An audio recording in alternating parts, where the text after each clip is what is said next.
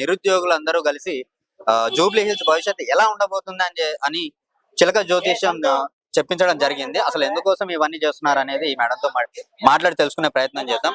నమస్తే మేడం, ఎందుకని చిలక జ్యోతిష్యం చెప్పిస్తున్నారు? మీ ప్రధాన డిమాండ్స్ ఏంటి? అయితే ముందుగా నేను జూబ్లీ హిల్స్ ప్రజలందరితోటి కూడా ఒక విషయం పంచుకుందాం అనుకుంటున్నాను.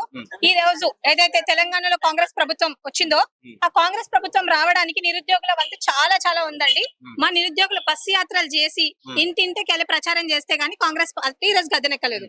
ఏదైతే కాంగ్రెస్ పార్టీ రోజు గద్దెనెక్కిందో గద్దెనెక్కిన తర్వాత నిరుద్యోగులకు ఎంత అన్యాయం చేసింది అనేది తెలంగాణ, ఢిల్లీలో, మహారాష్ట్రలో, ఇప్పుడు బీహార్ లో కూడా జనాలకు తెలుసు అన్నమాట.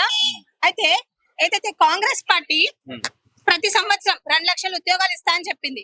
ఈ రోజు 2 లక్షల ఉద్యోగాలు కాదు కదా, కనీసం ఒక 6,000, 11,000 ఉద్యోగాలు కూడా ఇవ్వలేని పరిస్థితి. మా ఉద్యోగాలు మాకు కావాలి అనే డిమాండ్ తోనే మేము నామినేషన్లు వేయడం జరిగింది. అయితే తెలంగాణ ఇచ్చిందే సోనియా గాంధీ అని చెప్పేసి మాట్లాడుతూ ఉన్నారు. దీని గురించి మీరేం మాట్లాడతారు? సోనియా గాంధీ గారు, అసలు సోనియా గాంధీ గారు ఎవరు ప్రతి ఒక్కరికి తెలుసు. అయితే తెలంగాణ ఇచ్చింది సోనియా గాంధీ గారు కాదండి. తెలంగాణని మనం సాధించుకున్నాం. ఎవరైతే తెలంగాణ ప్రజలు ఉన్నారో తెలంగాణ మన హక్కు అని తెలంగాణ ప్రజలు సాధించుకున్నది. సోనియా గాంధీ గారు ఏమి వాళ్ళ ఇంట్లోకి వెళ్ళి తెచ్చిచ్చి మాకు ఇవ్వలేదు తెలంగాణ. ఈ రోజు నిజంగానే కాంగ్రెస్ ప్రభుత్వము సోనియా గాంధీ గారికి నిజంగా చిత్తశుద్ధి ఉండింటే ఇంతమంది అమరులు అయ్యే వాళ్ళు కాదు, ఇంతమంది అమ్మలు వాళ్ళ కొడుకులను పోగొట్టుకునే వాళ్ళు కాదు, ఇంతమంది కూతుర్లు వాళ్ళ తండ్రులను పోగొట్టుకునే వాళ్ళు కాదు. ఈ రోజు ఉస్మానియా యూనివర్సిటీలో ఎంతో మంది ప్రాణత్యాగాలు చేసి తెలంగాణ వచ్చింది. సోనియా గాంధీ గారు తెలంగాణ ఇవ్వాలనుకుంటే ముందే ఇవ్వాల్సింది కదా, ఎందుకు ఇవ్వలేదు? కేసీఆర్ గారు చావు నోట్లోకి వెళ్ళి తలబెడితే అప్పుడు ఇస్తారా తెలంగాణ? ఎంతో మంది మేధావులు, ఎంతో మంది కళాకారులు, ఎంతో మంది విద్యార్థులు వాళ్ళ ప్రాణత్యాగం చేస్తే ఈ రోజు తెలంగాణ వచ్చింది. ఇదేమి సోనియా గాంధీ గారు వాళ్ళ ఇంట్లోకి వెళ్ళి తెచ్చి ఇవ్వలేదు. ఇంకా నయం, పక్క రాష్ట్రాల్లో ఉన్న సుష్మా స్వరాజ్ గారైనా మనకు సపోర్ట్ చేశారు కానీ టీడీపీతో కుంభకైన రేవంత్ రెడ్డి గారు ఏమన్నారు? సోనియా గాంధీని బలిదేవత అన్నారు. అసలు ఆయనకు తెలంగాణ మూవ్మెంట్ కి, తెలంగాణ ఉద్యమానికి ఆయనకి ఏం సంబంధం అండి? ఈ రోజు ఆయన తెలంగాణకు ముఖ్యమంత్రి కావచ్చంట, కానీ పాపము ఎవరైనా, నేను ఒక ఆడపిల్లని కాబట్టి నేను ఒక ఆడబిడ్డని. ఈ రోజు మాగంటి సునీత గారు, ఆమె కూడా ఒక ఆడబిడ్డేనండి. ఒక ఆడబిడ్డని పట్టుకొని ఆమెది ఆంధ్ర అని, లేకపోతే ఆమె సింపతి కార్డు ప్లే చేస్తుందని, అసలు ఏ మనుషులు రా బాబు! తెలంగాణలో అసలు మీరు పుట్టి నిజంగా దరిద్రం అనిపిస్తుంది నాకైతే. ఐఎమ్ నాట్ సపోర్టింగ్ ఎనీవన్ అండి. యాజ్ అ ఉమెన్, నేను ఒక ఉమెన్ గా నేను ఏమంటా అంటే అది తప్పు. ఈ రోజు సోనియా గాంధీ గారు మరి ఇటలీ నుంచి వచ్చారు కదా, సోనియా గాంధీ గారు మరి ఇక్కడ ఎందుకున్నారు? అక్కడికి వెళ్ళిపోవచ్చు కదా, వై షీస్ హియర్ ఉండదు కదా. సో అది కరెక్ట్ కాదండి. మరి నిన్న నవీన్ యాదవ్ గారు కూడా ఏడ్చుకుంటూ ఏదో మాట్లాడారు, అది కూడా సింపతి కార్డేనా? ఈ రోజు నిరుద్యోగులు మాట్లాడిన సింపతి కార్డే, రాజకీయ నాయకులు మాట్లాడిన సింపతి కార్డే. అది కరెక్ట్ కాదు అని చెప్తున్నాను. సో సోనియా గాంధీ గారి వల్ల తెలంగాణ వచ్చింది ఏం లేదు. ఇంకా సోనియా గాంధీ కాంగ్రెస్ పార్టీ వల్లనే తెలంగాణ మొత్తం నష్టపోయింది. చూస్తున్నాము, ఎక్కడ పెట్టిన గొంగడి అక్కడే ఉన్నట్టు. రేవంత్ రెడ్డి గారు వచ్చినాక తెలంగాణ మొత్తం ఆగమయ్యింది. ఇంకో 3 సంవత్సరాల్లో ఏమైతుందో కూడా తెలియదండి. రాహుల్ గాంధీ గారు రాజ్యాంగం బుక్ చేతిలో పట్టుకొని మరీ తిరుగుతూ ఉంటారు. అది ఆ చట్టాలన్నీ తెలంగాణ ప్రజలకి వర్తిస్తున్నాయా? అయితే राहुल गांधी जी, मैं आज राहुल गांधी जी से एक बात पूछना चाहती हूँ. जो संविधान है ना, संविधान पकड़ के सारा देश घूमता है, बोलता है कि सोशल जस्टिस लागू होनी चाहिए, रिजर्वेशन लागू होनी चाहिए, लेकिन यहाँ तेलंगाना में कुछ नहीं होता है. मोहब्बत की दुकान के बारे में बात करता है. क्या यहाँ मोहब्बत की दुकान है? नहीं है. सारा तेलंगाना में नफरत की दुकान में डूब रही है सारा तेलंगाना. मैं आज मेरी जुबली हिल्स, ये जो मुसलमान भाई और बहनों और सब लोग को एक बात, I just want to request them, before vote, only vote is the most powerful weapon in your hand. మీరు ఓట్ ఎవరికి వేస్తారో వాళ్ళే గెలుస్తారు. ఒకవేళ నిజంగా ఇలాంటి మళ్ళీ కాంగ్రెస్ ప్రభుత్వాన్ని తెచ్చుకుంటే ఎట్లాగైతే తెలంగాణలో అన్ని డిస్ట్రిక్ట్స్ లో ఎంతైతే ఇబ్బంది పడుతున్నారో జూబ్లీ హిల్స్ లో కూడా అలానే అవుతుంది. మనందరికీ తెలుసండి, హైడ్రా బుల్డోజర్లు తీసుకొని వచ్చి ఈ తెలంగాణ అనేది ప్రజాపాలన అని రేవంత్ రెడ్డి అంటారు కదా, ఇది ప్రజాపాలన కాదు, ఇది బుల్డోజర్ పాలన. సీరియస్లీ మాట్లాడితే మా మీద కేసులు వేస్తారు. ఈ రోజు మా నిరుద్యోగులు వాళ్ళు చేసిన తప్పేంటండి? వెళ్ళి అవును నువ్వు 2 లక్షల ఉద్యోగాలు ఇవ్వలేదని ఇంటింటికి వెళ్ళి అడిగారు. అడగకుండా అలానే కూర్చోవాలా? నువ్వు ఏం చేస్తే మేము సైలెంట్ గా ఉండమంటారు అలానే? అయితే ఈ రోజు వాళ్ళు అడిగితే వాళ్ళ మీద ఎందుకు? మీరు చేయాల్సింది రాజకీయం, ఇక్కడ రౌడీయిజం కాదు. సో రేవంత్ రెడ్డి గారు కానివ్వండి, నవీన్ యాదవ్ అన్నగారు, మీకు కూడా నేను ఏం చెప్తున్నానంటే మీ కార్యకర్తలకు మీరు చెప్పుకోండి, ఒళ్ళు దగ్గర పెట్టుకోమని చెప్పుకోండి. మీరు రౌడీజం చేయకండి, మీకు కావాలంటే రాజకీయం చేయండి. మీరు రాజకీయం మాతో కూడా చేయకండి, మా భవిష్యత్తులతో ఆల్రెడీ చేసేసారు, అయిపోయింది. ఏదైతే మీరు రాజకీయం చేయాలనుకుంటారో జూబ్లీహిల్స్ లో చేసుకోండి, అంతేగాని మా నిరుద్యోగుల మీద ఇట్లాంటి ప్రవర్తన ఇంకోసారి ఉంటే మాత్రం అశోక్ నగర్ మొత్తం జూబ్లీహిల్స్ కి రావాల్సి వస్తుంది. రౌడీజం చేయాలంటే నిరుద్యోగుల కంటే మంచిగా రౌడీజం ఎవరు చేయలేడు, అది గుర్తుపెట్టుకోవాలి రేవంత్ రెడ్డి గారు. రైట్. ఇప్పుడు ఈ ఎలక్షన్ లో అజారుద్దీన్ గారికి మంత్రి పోస్ట్ ఇస్తామని చెప్పేసి ఒక స్టేట్మెంట్ వచ్చింది. దాని గురించి మీరు ఏమంటారు? ఇచ్చారు కూడా. అయితే అజారుద్దీన్ గారిని చాలా లేపేస్తున్నారు అనమాట. రేవంత్ రెడ్డి గారు మొన్న మీటింగ్ లో అన్నారు, అజారుద్దీన్ గారి వల్ల ఏదో కప్ వచ్చింది అన్నారు. మరి ఏం కప్పో నాకు తెలియదు. మరి అజారుద్దీన్ గారి వల్ల వరల్డ్ కప్ ఇండియాకి ఏదో కప్ వచ్చినప్పుడు మరి కపిల్ దేవ్ లాంటి వాళ్ళు ఏం చేస్తున్నారు? అప్పుడు బఠానీలు అమ్ముకుంటున్నారా? అజారుద్దీన్ గారి గురించి అంతలా పోర్ట్రేట్ చేయాల్సిన అవసరం లేదు. అండ్ మోర్ ఓవర్ అజారుద్దీన్ గారికి మినిస్ట్రీ ఇచ్చినంత మాత్రం జూబ్లీహిల్స్ లో ఉండే మైనారిటీస్ భవిష్యత్తు మంచిగా అవుతుందా? ఈ రోజు గిరిజనులు, ఇంతమంది గిరిజనులు ఉన్నారు, ఒక్క మినిస్ట్రీ కూడా ఇవ్వలేదు. నువ్వు ట్రైబల్ మినిస్ట్రీ నీ దగ్గర పెట్టుకున్నావు, మరి అజారుద్దీన్ గారికి ఎందుకు ఇవ్వాలి? అజారుద్దీన్ గారి కంటే సీనియర్ లీడర్స్ ఉన్నారు కదా, ఫిరోజ్ ఖాన్ లాంటి లీడర్స్ లేరా? మరి వాళ్ళకి ఇవ్వాలి కదా, ఎందుకు అజారుద్దీన్ గారికి ఇవ్వాలి? జూబ్లీహిల్స్ ప్రజలు అంత పిచ్చోళ్ళేం కాదు. నిజంగా ఓటేస్తే, అసలు రేవంత్ రెడ్డి గారికి ఓటేస్తే మాత్రం వాళ్ళని పిచ్చోళ్ళని అనుకోవాలి, కానీ అంత పిచ్చోళ్ళైతే కాదు. ప్రతి ఒక్కరికి తెలుసు ఈ అజారుద్దీన్ గారి స్టన్స్, ఈ బీహార్ లో ఉండే పిఆర్ స్టన్స్, ఈ 42% రిజర్వేషన్ స్టన్స్, ఇవన్నీ ఇక్కడ ఏం నైచల్తా రేవంత్ రెడ్డి గారు గుర్తు పెట్టుకోవాలి ఈ విషయాన్ని.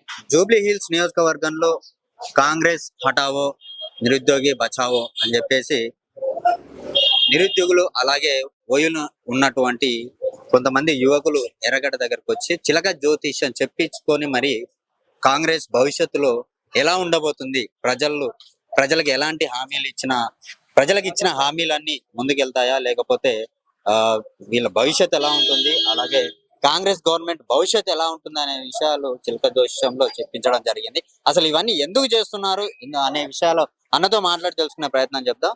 అన్న, ఎందుకని ఈ రోజు చిలక జ్యోతిష్యం చెప్పించి మరి సార్ రేవంత్ రెడ్డి మీద చిలక జ్యోతిష్యం చెప్పించుకోవడానికి మా కోసం కాదు సార్, ప్రజల కోసం సార్.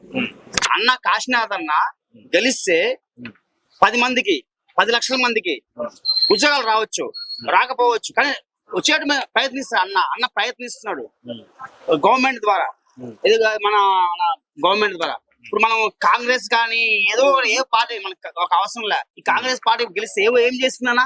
ఇప్పుడు దాకా రేవంత్ రెడ్డి ఏం చేసాడు? బొంగు చేసాడు. వృద్ధులాగా ఆయనకే ఓటు వేసినాడు అంతకుముందు. ఎవరికి? మన జూబ్లీహిల్స్ లో ఏం చేశాడు? ఏమన్నా చేశాడా? కనీసం రేషన్ వస్తుంది సరిగ్గా?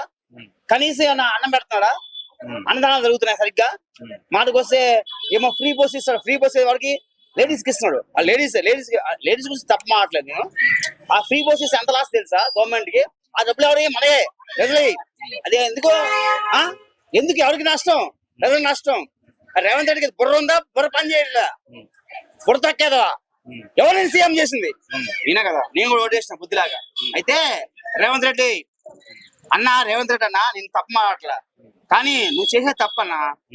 ఎందుకంటే ప్రజలకి న్యాయం చేసేవాడు వాడు సీఎం కాకూడదు. సీఎం అంటే ఒక నాయకుడు ఎలా ఉండాలా? పులి లెక్క ఉండాలా. ఒక అడవికి రాజావారు సింహం లెక్క ఉండాలా. మా అన్న వస్తాడు కాశీనాథ్ అన్న, ఈసారి సింహం వస్తుంది. నువ్వు పులి కదా, సింహం వస్తుంది.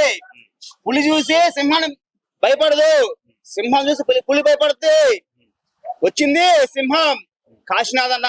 మీ నిరుద్యోగుల డిమాండ్ ఏంటి ప్రధానంగా? ఇప్పుడు 4 లక్షల ఉద్యోగాలు ఆఫర్ లో ఉన్నాయి. అవన్నీ ఏం చేసావు? అమ్ముకున్నావా? ఏమన్నా చేసినావా? ఎవరికి ఇచ్చినావు?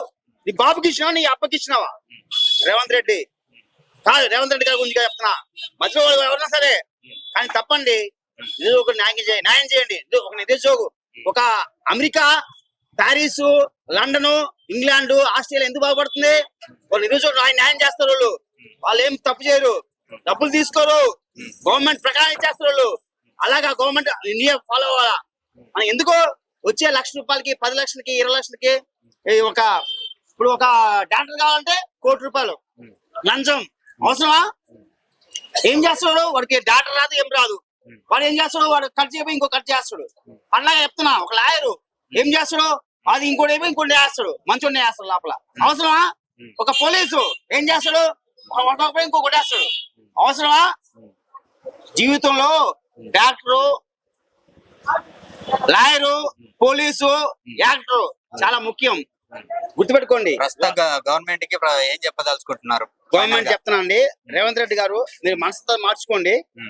మేము బాగుపడతాం, ప్రజలు బాగుపడతారు, అందరూ బాగుపడతారు, జనాలు బాగుపడతారు. వద్దు పాత విషయాలు మనకి వెళ్ళకద్దు. ప్రజల్లో ఉన్న కోపం బయటకు వచ్చేస్తుంది. మిమ్మల్ని రానీరు. చెప్పేదేనండి. ఈసారి కాశీయానికి ఓటేయండి. నేను రేవంత్ రెడ్డి గురించి చెప్పట్లా, అందరి గురించి చెప్తున్నా. ఈ కాశీయా అన్న చాలా మంచి చేద్దామని చూస్తున్నాడు. ఒక్కసారి అన్నకు ఓటేసి చూడండి, ఎలా వేస్తా చూడండి. మీకు మార్పు రాకపోతే ప్రజల మార్పు రావాలా? ఒక నాయకుడి గురించి ఎందుకోవాలా? నాయకుడు అంటే ఏంది? ఒక రాజు.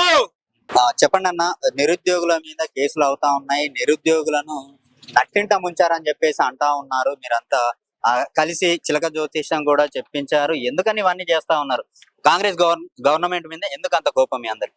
కాంగ్రెస్ గవర్నమెంట్ మా నిరుద్యోగుల తరపున గెలిచిన ప్రభుత్వం కాబట్టి మేము అడిగే హక్కు మా ఫస్ట్ ఆఫ్ ఆల్ నిరుద్యోగులకే ఎక్కువగా ఉంది. ఎందుకంటే కాంగ్రెస్ ప్రభుత్వం గత ఎలక్షన్లలో గెలిచినది ఓన్లీ జస్ట్ 2.5% ఓట్లతోటే గెలిచింది. అంటే నిరుద్యోగులు కలిసి అందరూ కలిసి బస్సు యాత్రలు చేస్తే, ఇంటింటికి తిరిగితే ఒక్కొక్క పర్సన్ ఇంకొక 10 మందితోటి ఓట్లు వేపిస్తేనే ఈ రాష్ట్రంలో ఉన్న అధికార పార్టీ అనేది అధికారంలోకి రావడం జరిగింది. ఇదే అధికారంలో ఉన్న రేవంత్ రెడ్డి సీఎం గారు కామారెడ్డి నుంచి పోటీ చేయడం జరిగింది. నువ్వు నల్లమల్ల పుల్లి, నల్లమల్ల సింహము అని చెప్తా ఉంటావు కదా, నల్లమల్ల పిల్లిలాగా ఎందుకు కావాల్సి వచ్చింది? కామారెడ్డి ప్రజల్ని ఎందుకు నీ గెలిపించలేకపోయారు? ఏమైంది? కామారెడ్డిలోని కాంగ్రెస్ కార్యకర్తలు లేరా? ఎందుకు గెలవలేకపోయావు? నువ్వు ఇక్కడ తోపు కదా, తుడుము కదా, ఎందుకు ఓడిపోవాల్సి వచ్చింది? అంటే ఇప్పుడు నిరుద్యోగులు నిన్ను చూస్తా ఉన్నారు. నువ్వు నిరుద్యోగులకు ఇచ్చిన హామీ ఇప్పటి వరకు ఏ ఒక్క హామీ కూడా నెరవేరలేదు. నిరుద్యోగ భృతి లేదు రాజు, యువ వికాసం లేదు. ఇప్పటికీ నువ్వు సంవత్సరానికి 2 లక్షలు అంటే ఇప్పటికీ 2 సంవత్సరాలు పూర్తి వస్తుంది. కాబట్టి 4 లక్షల ఉద్యోగాలను బాకీ ఉన్నావు. ఈ 4 లక్షల ఉద్యోగాలలో 1 లక్ష ఉద్యోగాల నోటిఫికేషన్ వెంటనే నువ్వు విడుదల చేయాల్సిన బాధ్యత నీ పైన ఉంది. లేకుంటే ఇప్పుడు జూబ్లీస్ ప్రజలు మొత్తం చూస్తా ఉన్నారు. రాష్ట్రంలో ఏం జరుగుతూ ఉందో తెలుస్తా ఉన్నది. జూబ్లీస్ ప్రజలారా, మీరు ఈ దేశ భవిష్యత్తే కాదు, ఇక్కడ తెలంగాణ రాష్ట్ర భవిష్యత్తు కూడా మీరిచ్చే తీర్పు పైన ఆధారపడి ఉన్నది. ఎందుకంటే మీరు ఆలోచించాలి, ఇప్పుడు హైదరాబాద్ లో హైడ్రా ప్రాబ్లం కానీ, ఇక్కడ ఉన్న నిరుద్యోగుల సమస్యలు కానీ, ఊర్లలో రైతుల సమస్య, యూరియా సమస్యలు కానీ, అనేక సమస్యలు ఈ రాష్ట్ర ప్రభుత్వంలో ఉన్నాయి. కాబట్టి మీరిచ్చే తీర్పు అనేది ఈ రాష్ట్ర ప్రజల భవిష్యత్ మీద ఆధారపడి ఉన్నది. కాబట్టి మీరు తీర్పు ఆలోచించి చేయాలని, ఓట్లు చూసి ఆలోచించి చేయాలని మేము ఎంతగానో వేడుకుంటున్నాము. ఈ సీరియల్ నంబర్ 37 పైన ఉన్న కాశీనాథ్ యొక్క గుర్తు, హార్మోనియం గుర్తు ఓటేసి గెలిపిస్తారని మేము కోరుకుంటున్నాం.